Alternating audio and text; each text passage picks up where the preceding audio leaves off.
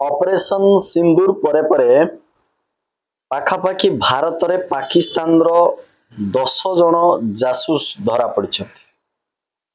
ये जो 10 जन जासूस धरा पड़िछंती जो माने भारत विषय तथ्य को नहीं पाकिस्तान को दियंती आ भारत रो तथ्य चोरी करी पाकिस्तान को दियंती सेमानंकु जदी अरेस्ट करा जाए ताहले सेमानकर सजा कोन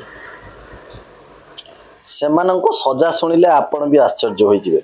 भारत रो एभली नियम व्यवस्था अछि मात्र 3 वर्ष जेल दंड नहले आउ किछि आर्थिक जरिमाना। जदि सुप्रीम कोर्ट रो कई माने दिग्गज माने एडवोकेट ये केस को लड़ती सामान्य किछिटा अर्थ जरिमाना आकार रे नहीं सेमानकु छाड़ी दिया जाए।